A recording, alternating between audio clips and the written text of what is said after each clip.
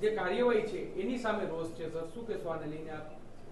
આજે Rajkot chamber of commerce, સ્વનિર્ભર શાળા સંચાલક મંડળ, પ્રી સ્કૂલ એસોસિએશનના પ્રતિનિધિઓ એક સાથે આવી અને એક આવેદનપત્ર આપ્યું છે.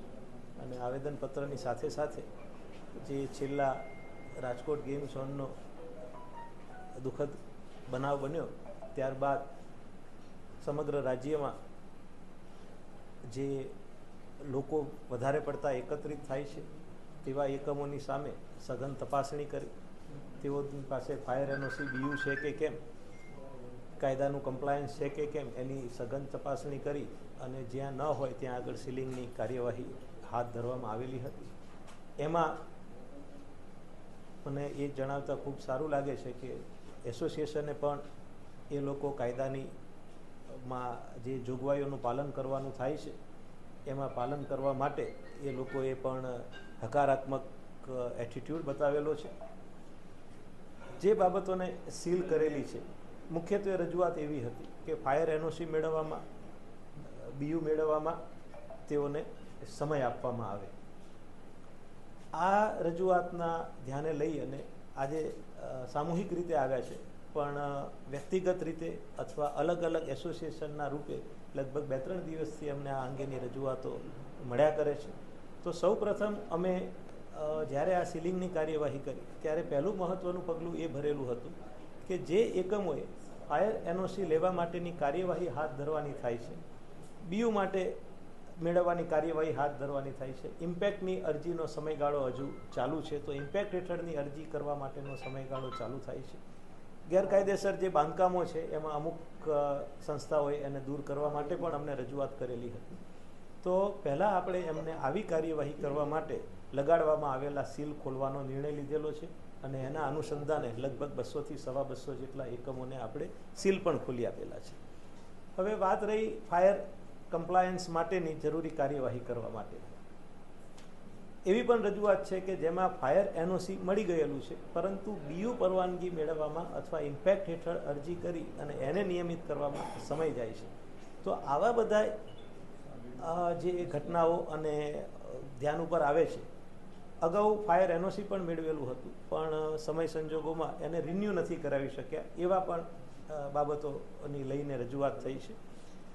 અમે સમગ્ર રાજ્યના જે મહત્ત્વના કોર્પોરેશન છે, મ્યુનિસિપલ કોર્પોરેશન, એની સાથે હું પણ સંપર્કમાં છું સતત, અને દરેક કોર્પોરેશનમાં આવી રજૂઆતને મળ્યા બાદ જે અલગ અલગ પ્રકારની પરિસ્થિતિઓ પ્રવર્તે છે એ પરિસ્થિતિની અંદર હવેના પછીના સમયગાળામાં કાયદેસરતા દરેક એકમો મેળવે એના માટેની વિવિધ કાર્યપદ્ધતિઓ, એક એસઓપી બનાવવાનું અમે વિચારી રહેલા છીએ.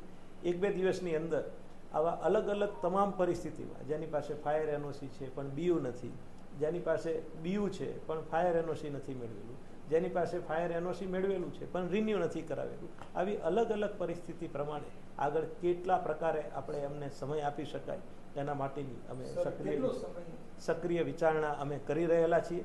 અને 1-2 દિવસની અંદર આ અંગે ચર્ચા વિચારણા કરી તમામ કોર્પોરેશનની સાથે એમના દ્વારા આપવામાં આવેલી કાર્યપદ્ધતિઓનો પણ અભ્યાસ કરી અને 1-2 દિવસમાં રાજકોટ મહાનગરપાલિકા પણ આ અંગે યોગ્ય નિર્ણય લેશે. સર, 13 તારીખથી સ્કૂલો ચાલુ થઈ છે.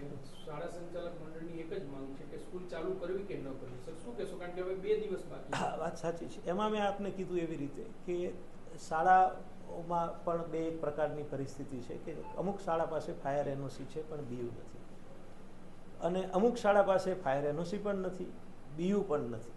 એટલે આવી અલગ અલગ જે કેટેગરી છે એ અલગ અલગ કેટેગરી પ્રમાણે અલગ અલગ પ્રકારનો આપણે કાર્યપદ્ધતિ અમારે અપનાવવાની થશે. 1-8 દિવસની અંદર અમે આ યોગ્ય નિર્ણય લઈ અને જાણ કરીશું કે જેની પાસે ફાયર એનઓસી છે તો એને બીયુ માટે કેટલા દિવસનો અમે સમય આપવા માગીએ છીએ, જેની પાસે ફાયર એનઓસી નથી તો એમાં સમય આપી શકાય કે ન આપી શકાય એની પણ માગણી કરી, ચકાસણી કરી અને અમે નિર્ણય લઈશું.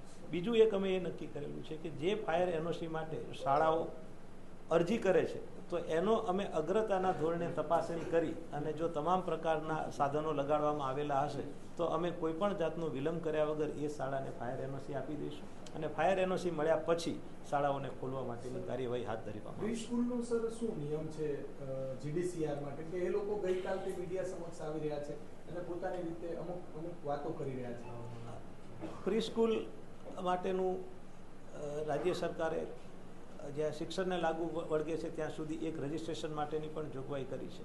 જીડીસીઆરને જ્યાં સુધી લાગે વળગે છે ત્યાં સુધી રેસિડેન્શિયલ ઝોનની અંદર શૈક્ષણિક પ્રવૃત્તિ એ પરમિસિબલ જરૂર છે, પણ બંગલા તરીકે પ્લાન પાસ કરાવી અને પછી એને આખી શાળા સંકુલની અંદર પરિવર્તિત કરવું તો એમાં જીડીસીઆરનું એ શૈક્ષણિક એકમ માટેના જીડીસીઆર અલગ છે અને રેસિડેન્શિયલ બંગલો માટેના પણ જીડીસીઆર અલગ છે. રેસિડેન્શિયલ ઝોનમાં અચૂક એ પરમિસિબલ આવે છે, પણ જ્યારે એ રેસિડેન્શિયલ ઝોનની અંદર પ્રી સ્કૂલ કરે તો એને પાર્કિંગ માટેના અલગ નોર્મ્સ લાગુ પડે છે, માર્જિન માટેના અલગ નોર્મ્સ લાગુ પડે, એટલે આ બાબતો ચકાસવાની હોય છે. માટે એક મિસકન્સેપ્શન છે કે રેસિડેન્શિયલ ઝોન છે, અમે રેસિડેન્શિયલ ઝોનમાં જ સ્કૂલ કરેલી છે, પણ એનો બિલકુલ અર્થ એવો નથી થતો કે જે સ્વરૂપમાં હાલ છે એ જ સ્વરૂપની અંદર એ જીડીસીઆરની કમ્પ્લાયન્ટ થાય. એટલે અમારે દરેકે દરેક આવી પ્રી સ્કૂલ જે છે એની વ્યક્તિગત રીતે ચકાસણી કરવી પડે અને વ્યક્તિગત રીતે કેવા પ્રકારનું હાલ બાંધકામ ધરાયેલું છે.